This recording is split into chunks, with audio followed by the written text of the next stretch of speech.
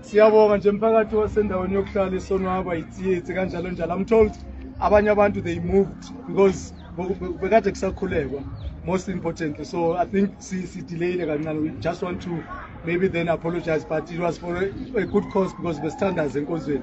However, sike sasho sacela sathi what we'll do sizohlanganisa umphakathi. Remember ukuthi angisho niyazi ukuthi sithusha uphangameni around our area. Kunomuntu I'm glad ukuthi it's one of the leaders in community ubaba Israel Mulife. Uphinda abe umfundisi as well. Ngiyabonga nje ukuthi ukhona bebakhona nabanye ama members. So bo baba nabantu abasha. The reason esilethe eyenza ukuthi silethe ubaba honorable PFP Mtsweneng one the issue ukuthi sithusha uphangameni. So we wanted him to come and verify asinikeze assurity ukuthi is with us and uma ngabe lo phangameni uyatholakala uzosisiza ukuthi simthole naye going forward. Remember ukuthi abantu baneyitayela bathanda ukuthi batrend ngezinye indlela ezingekho right. So ngaloko ke sikhonile ukuthi simlethe number 1. Number 2, we've got social ills endaweni yokuhlala. Siyazi ukuthi sithusha ama drugs la endaweni yokuhlala. I can mention abantu but angifuni ukuya lapho. Kunezindlu la endaweni yokuhlala ezithengisa ama drugs. Time and again kungena amapanyaza, kungena amaphoyisa and it's killing these young people. Mawubona labantu abasha abagcilela, some of them are taking drugs, abonyawupe and so forth. So sicela ubaba ukuthi eze azosiza asikhulekise. More than anything else, abobaba yingakho ngithe abobaba mabaphume bonke because we've got challenges. Ngithe mangikhuluma nabobaba abanye la earlier on bakhala ngokuthi bavaleleka ngaphandle. Kunabobaba abangakhona ukuthi babe ne accessibility yeingane zabo. Abantwana baba bakhona ukubabona. Mangabe niyalandela niyafollowisha, you would have seen ukuthi ubaba bekalela ikhosi right yomntwana wakhe abamfihlela abantwana bakhe. So inkantolo ivumile, don't ngize ngiye into details because angisinkantolo.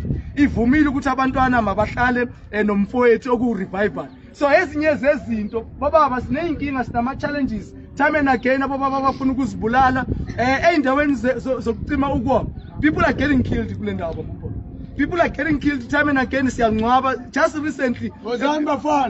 Few months ago besingcwaba some guy odubulekile asibuyele bumnandeni.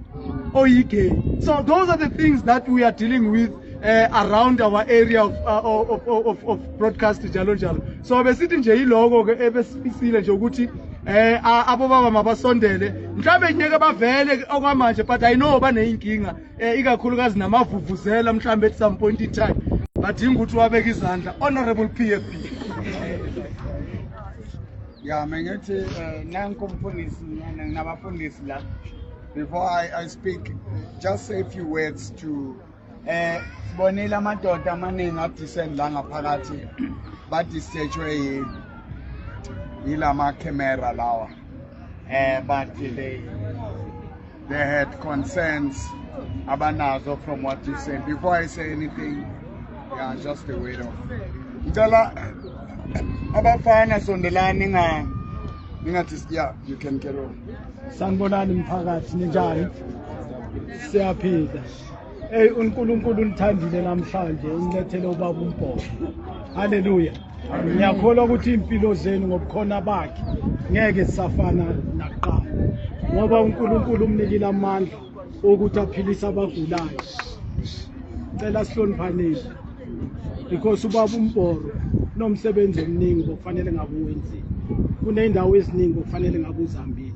Ngenxa yokuthi unithandile kangaka uyeke konke bokufanele akuyenza ngenxa yenu.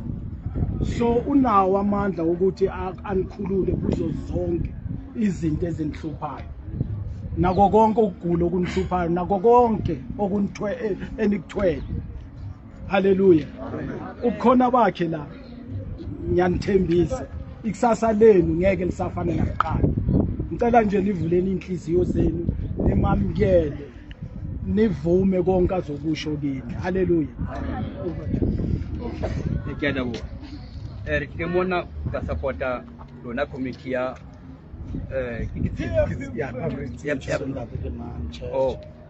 ke nna Moruti Sebolai ke tlhakile Thokoza ke ka ke Prophet Elion Ministries e mona hona mona Thokoza mona re mona ho tla supporta Moruti mona le lona ha mmoho then seo that re se utlwileng then se re ammele rona, mme we are here to make sure hore then ntho e tsela mona e be e a fela.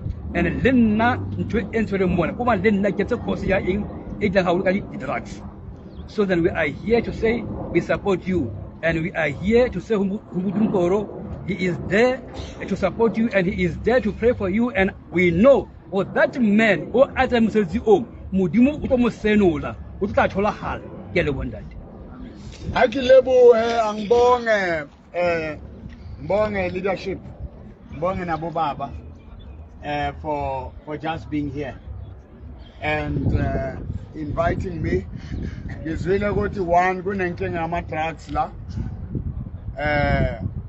2 kunenkinga yama armed robbery, ama house robbery,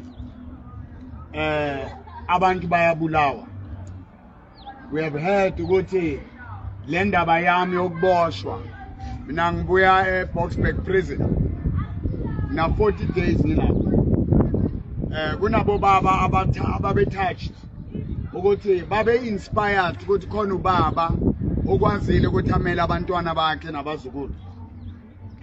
Bafila nabo ukuthi kunama situations abo baba today abasahlala ezindlini, abasalala endlini. Bagcina bakuma drugs, bahlala most of their time ngaphandle baphuza, because nakabuyela endlini ubaba uyathukwa, uyathethiswa, kufunwa imali. Abomama banayo but ubaba kumele abe nayo. Amalungelo athi abomama kuqala abobaba emva. But when it comes into yokubhadala ikoloto endabeni yama maintenance abobaba, you know, kubhlungu kuba indoda. Abanye la banama protection order abawenzelwayo endlini akaqala akhuza akhuluma uthola protection order. So it's very hard to be a man. So ayonwa or abe relieved, we are charged. I mean, how do you deal with the stress? Kufuneka lokhu nalokhu. They call out. But my solution again ukuthi as ngibe through what I've been, yonke into nayenzeka in a reason. All things work together for good. Ama mistakes wakho, ubu wrong bakho, uNkulunkulu unenhloso ngempilo yakho. uNkulunkulu uthanda right, uthanda wrong. Uthanda uhluphekile, uthanda rich. Zikhona izimo ezenza ukuthi ungalala ungaphuzanga. No one must judge you for that. Zikhona ama reasons ayenza ukuthi ugcine uthatha ama drugs. Kodwa omunye umuntu ongazi uzokublame ukuthi why are you doing this. Khona izinto ezikwenza ukuthi uhambe wenze crime. Everything that you do, there is a reason. But I want to say to you, ukuthi God loved you. Wathumela uJesu Kristu ukuthi afe esiphambanweni anikele ngempilo yakhe ukuthi mina nawe siphile. Now I've got another gentleman here. Naye mesinaye lapha eBoksburg prison. Babulisa. Sanibonani. Masilive igama Nsuku-Fosurus. Nami nginoba uPastor for ne-2 years from eBoksburg. Ngiyajabula nje umasondele endaweni kanje. Masilive igama ngiseFosurus benginoba weBoksburg. Ngine-3 years eBoksburg prison. Ungithole ngiseBoksburg prison ngine-3 years ngiphume ngelanga elilodwa naye ufike wangishintsha nami ngomunye wabantu abebenza izinto ezirong emphakathini. Kodwa ufika kwakhe ejele ufike wangishintsha nasejele ungithole ngenza izinto ezirong. Kodwa ufike ejele wafike wangishintsha lokho ngakwazi ukuthi ngazi ukuthi uNkulunkulu khona ngaphenduka ngashintsha bengifaka ama drugs njengokunabantu abafaka ama drugs emphakathini. Ngingafaka ejele ngimosha ejele ngaphakathi okuyinto erong kodwa ufikile yena wazi ukuthi akushintshe lokho. So engizokugqugquzela nje ukuthi kubalekile ukuthi nje bafowethu sishintshe akunamuntu uzokujaja nawe okwenzayo wenza ngesizathu kune reason. Kodwa umuzinikela uzicela enkosini ucela enkosini ukuthi ucela ukushintsha kulokho okwenzayo okurong. uNkulunkulu uzokusiza unawe kukho konke ukwenza ngokuyinikela. Ngakho konke uNkulunkulu uyakuthanda, akekho umuntu ongakuthandi uma wenza into e-right. kubalekile ukuthi sishintshe sikwazi ukuthi sikhulise izingane zethu sakhe imizi yethu uphile impilo ofuna ukuyiphila ngendlela right yona ngiyabonga kakhulu. So if nithi ukubophisa lama drug dealer ngiya understand, but bayawathengisa ama drugs ngaphakathi, you understand, and ama drug dealer asebenza namaphoyisa. That's why izindlu ziyaziwa, but they will never be arrested, you understand. So into emele ukuthi siyenze ukuthandazela labantu abakuma drugs ukuthi baphume kuwo laba bawathathayo. Once umuntu lama reasons amenza ukuthi abe kanje aba destroyed, uyakwazi na he was also taking a drug. Konje mokweni favorite yakho Crystal. Yeah, I understand. And inzima leyo nto leyo. So asenzeni ke lo mkhuleko. Don't give up on yourselves. Don't give up on your life. Don't give up on God. Don't give up on your children. Don't give up on each other. Asenzeni umthandazo omfusha ngize nje isikhathi anginaso. But mangizwa nalo muntu lo phangameni, he must use me. Mina lamaphanga mengiwathathele ukuthi indodana yami uDeputy Principal walapha eMathiliso bamshayile nale family yakabomfazi wakhe oshonile bamvalela lapho bamlokhela ngokuthi aphume unlock lento leyo aphume la bamvalele khona. Akunano umuntu oyi1 esimkapile, akunano umuntu oyi1 esimlemazini. So the phanga man ofuna ifame njengoba bombhoro akayenzwanga ifamous ukubamba amaphanga, indaba yokuthandazela abantu ngokushintsha impilo zabantu. So don't look for fame ngokwenza crime nokubamba ibhamu and all those things. You understand? So let's bhamu lesi bathi mesidubula senzani mokungenasibhamu lapho mokuyireplica mokuyiblank laba enizibonayo ke manje laba ezempela ke lesi but ba-trained. That's why ngafuni bame nathi la ngama AK you understand. So niyazi ukuthi babombhora umuntu wabantu buye esontweni manje uze la emphakathini. So we are going to pray. Amanye amadoda niyababona abantu abadecent kabe basaba ukuvela ngalezi zinto lezi, but nabo abomama abalwa ngabantwana bakuvimba usabona abantwana. Amanye amadoda nawashonelwa abafazi nabomama abanye uma qeda ukushona abakobondoda bayeza bathathe indlu, bathathe imoto, bathathe yonke into. So we've got those family issues.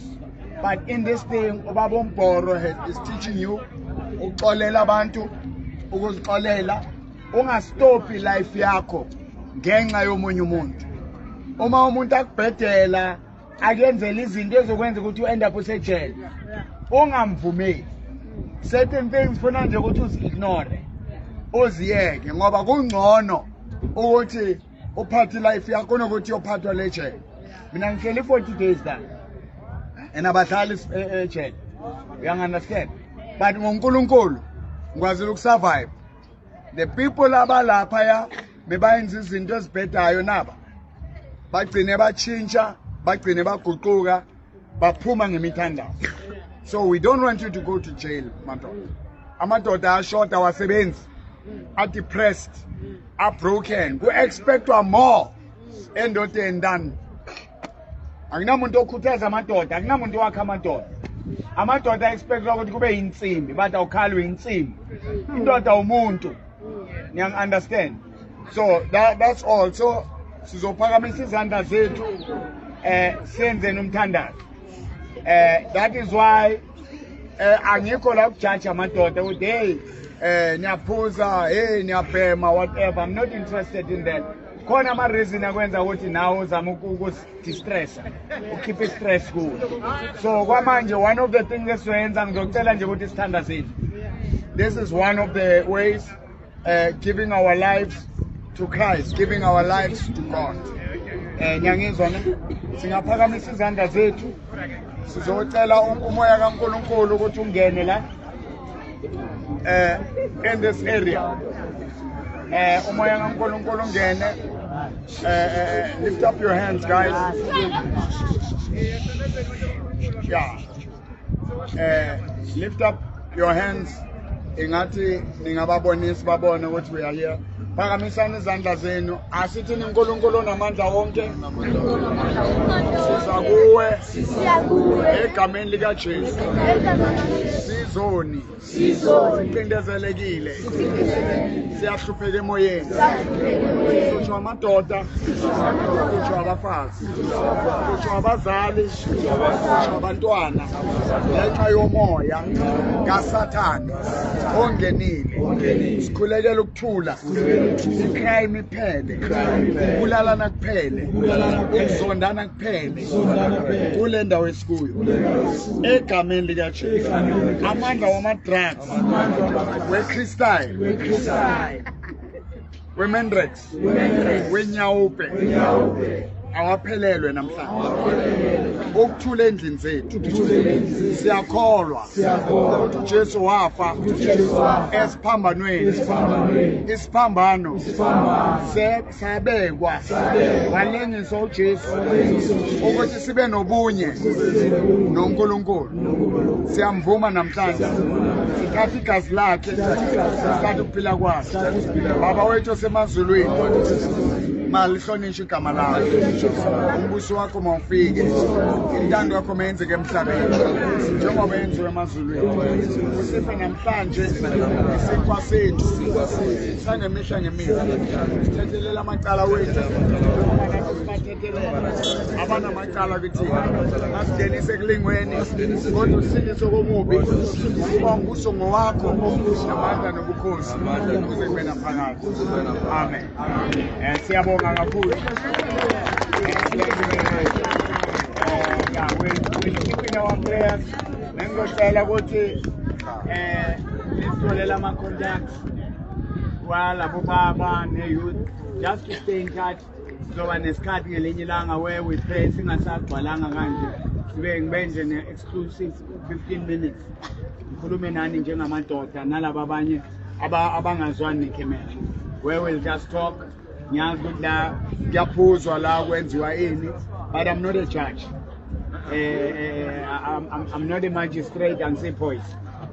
So I'm here for you and to bring your life to God. God bless you.